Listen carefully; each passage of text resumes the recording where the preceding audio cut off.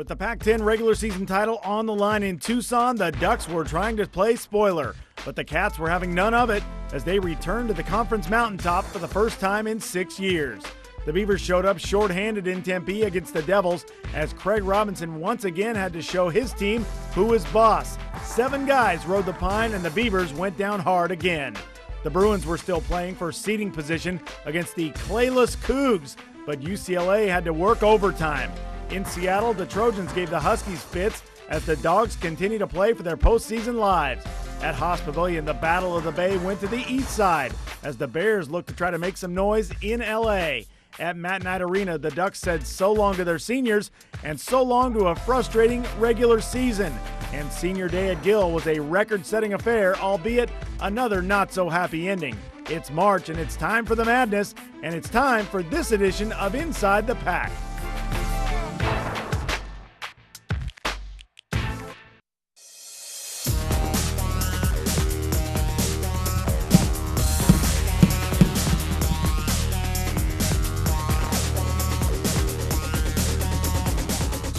A 15-point lead. We come up on 16 minutes to play. The steal by Jones, a foot race, and he'll lay it in.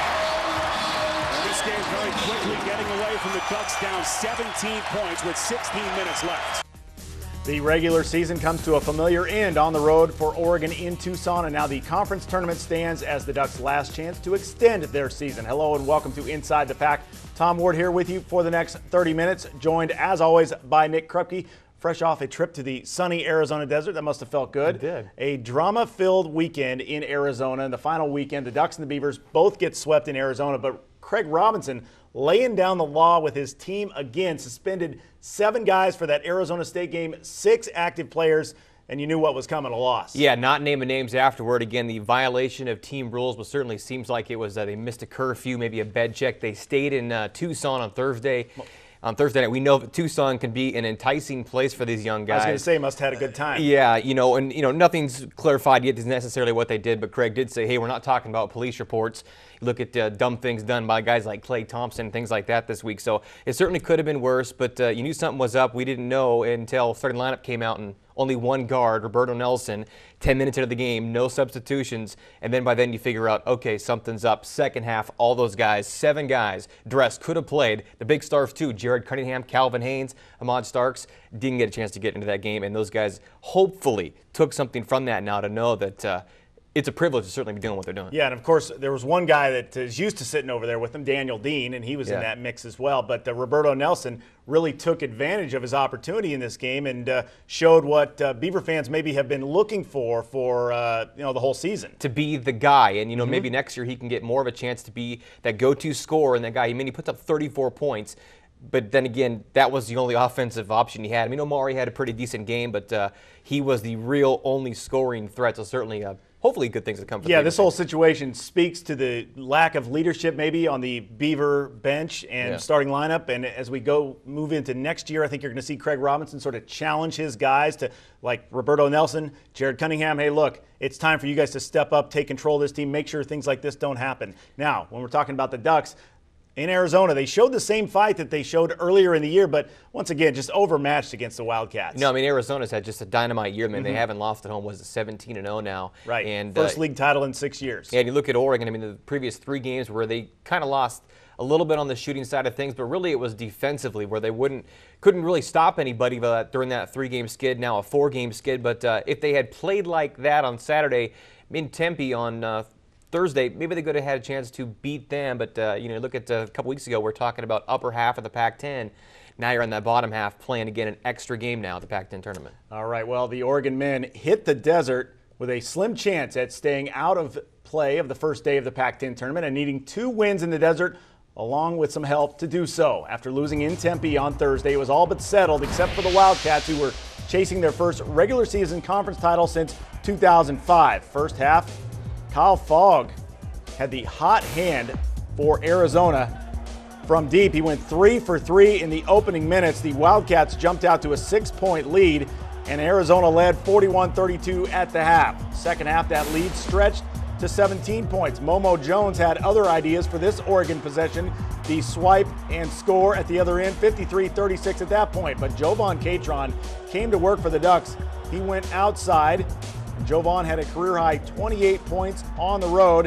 And then after Catron plows through the paint here for the lay-in, the Ducks down 14 with 15 to play. Oregon got to within 6 on a couple of occasions, but the Cats were too much. Jamel Horn hits to put Arizona back up 10, and then the exclamation point with 2 minutes left. Derek Williams with 2 of his 14, could be his last 2 points as a Wildcat at McHale. From there, it was party time as the Wildcats set up the nets and then cut them down on senior day for the first time in 6 years as they win the regular season conference crown. 90-82 Arizona. The Wildcats collect that first outright conference title in 6 years, 12th overall, securing the program's first perfect home record since 98-99 as the Cats then went 17-0. The Pac-10 title puts Arizona back into the big dance. They had gone 25 years in a row before missing out last season. Yeah, not to be outdone though. Javon Catron, career best 28 points. He had 4 threes and becomes the 30th member of the 1,000 point club at Oregon. So the Ducks now open up the Pac-10 tourney as the 7th seed against last place Arizona State, who swept the season series and punched the Ducks in the mouth on Thursday in Tempe. Now, parts of the year for year one under Dana Altman had lots of positives, such as winning 7 of 10 once Knight Arena opened. But now heading into Staples with a 4-game skid, they finished with the same conference record that they did a year ago, 7-11, with just one less overall win, 14-16. As for what to make out of year one of Altman, we shall see what this tournament brings. If they get by Arizona State, they're going to have to run right into a tough matchup with UCLA, who finished second in the league. Now, could a couple more wins maybe earn them a CBI, maybe that possibility of an NIT? Would fans want to see a CBI? We have seen before that they have proven they can sell out the building, which is attractive to that committee. And Altman has admitted much in the last couple of weeks that December is somewhat of a month, a little bit lost. His communication with the players, didn't know exactly what he wanted. He didn't know what they needed, but things certainly got better than that. And getting to know you phase has come and gone for them. And now you look at a stretch of quality basketball time they had. I mean, playing with confidence, going really above and beyond what a lot of people thought they could do with a lack of talent inside. And as we talked about just 2 weeks ago, I mean, they were looking at being an upper half of the Pac-10 team, and now they're back in the bottom half again. And a tough draw for them in Arizona State is just giving them fits in that matchup zone. If USC had lost to Washington, it'd be Oregon and Oregon State, which they much would have rather have seen. But as it is now, you get the Devils again. Hard to beat a team 3 times in a row, as we all know that. We talk about that every single year, but ASU truly is a tough one for them. Well, the matchup zone, Oregon's had problems with that. They live and die by the 3. They're 2-15 on the season when the opponents outshoot them. Yeah. So right there, and defensively, giving up more than 80 points 3 of their last 4 games. So right there, defensively, you look at it and you say, there's the problem. Not only can you not score, but you're giving up too many points as well. Yeah, and Arizona State, we saw on Thursday. They swing that ball around the perimeter out there, and they find the open guy, and they knock down those threes. They had 16 against Oregon on Thursday.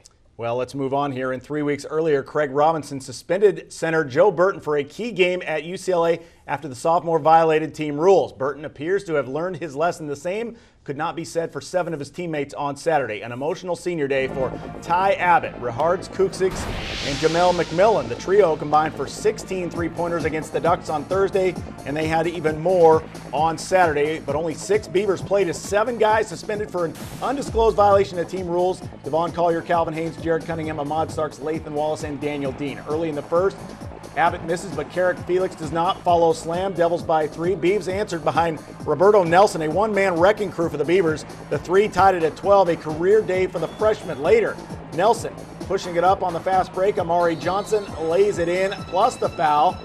Game tied at 14. Amari with his best game of the year, but there was a reason for that. OSU committed 12 turnovers in the half. Felix with the swipe ahead to Abbott for the slam, 18-16 ASU. Then Kevin McShane turns it over. That leads to a Ty Abbott 3 at the other end, make it 41-28 Devils at the half. In the second half, more from the ASU triple threat. Abbott sunk 6 triples on the night, and he had it rolling. Kuksiks had 4 triples. ASU came up 1 3-pointer short of tying its own school record of 18. 17 from downtown equals the most by a Pac-10 team this season. In the warm-up brigade, all they could do was watch. 80-66 the final. The Beavers close up the non-conference slate 5-13. The conference slate, I should say, just a game up on the Devils, who bring up the rear at 4-14. 40 of the Devils' 62 shots were from three-point land. They loved those threes. Nelson, Johnson, and McShane each played 40 minutes, but the circumstances not what they wanted. Again, career high 34 Roberto, certainly his best game as a Beaver so far. Coach Robinson did say afterward all the bench Beavers will be eligible to play in that conference tournament Wednesday with Stanford at 6 o'clock in LA. Coach Rob said he knew of his plan to bench half of the team before they arrived at practice on Friday, but he kept it close to the chest until he ran out a different starting lineup. And Daniel Jones, you say who? Daniel Jones was the first man off the bench, the only man off the bench. They were outscored off the bench 24-0. And right away, you knew something was fishy, and the Beavers appeared to be in for a very long night. And for a while, though, they really weren't. Basically, a five-man rotation played the entire game, except for Jones, who was in for 6 minutes to give some guys some breathers. But out of the benching, guys like Omari, again, came to play as OJ never quite lived up to that potential in his 4 years here, but a double-double was very big to them. And almost a really two-man game they had working with Omari and Nelson. And you look at Roberto, 8 of 14 from the floor, 14 of 15 from the line. And not the way he envisioned that career high, but it is what it is. And the bench mob there completely into the game, the entire game, watching a guy like Roberto, watching Angus Brandt go for 11 points and 9 rebounds. Coach loves that and says, Jared, clean up the sweat there, and he does. Those guys in the Pines certainly accepted their punishment like grown men. A dumb move, but young kids are kids, and certainly the cards that were dealt, they dealt with them. And afterward, everybody talking about how this thing could maybe possibly be a good thing, putting this positive spin on things is the guys who did play all those minutes, you got that confidence. The guys who sat down quickly know, again, how much of a privilege it can be and how quickly it can vanish with one just dumb move.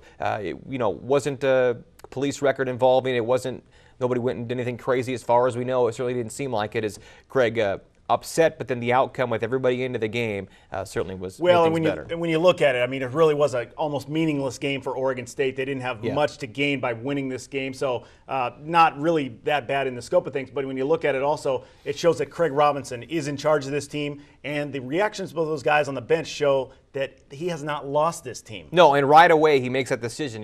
Whatever happened on Thursday night, they came back, woke up on Friday morning, headed out to practice. Those guys knew something was coming down the pike. Well, and Rihards Kuksik for the weekend, or the state of Oregon, the cure for what ailed him. 7 of 15 for threes against the Ducks on Thursday, and then 4 of 11 for 26 on the weekend. So Arizona State. All three of those seniors can be lethal at any time. They can, and somebody to watch in the Pac-10 tournament for sure. Well, all things considered, most Duck fans would call the first year under Dana Altman a success, as Oregon did not finish last in the conference, as was the expectation by nearly everyone, except for the Ducks. Still to come on Inside the Pac. Back to Tucson for more with Oregon, as the Ducks didn't have the horses to keep up with the Wildcats. We just had buried ourselves a little hole there and couldn't get it down. When we got it down to 6 there, we just needed a couple stops and couldn't get them. Plus, the Bruins had to work overtime in Pullman against the Cougs. That's coming up later in the show. And as always, lots more Beavers, Ducks, and the rest of the Pac-10 online all the time at our website, InsideThePac.com. Back after this.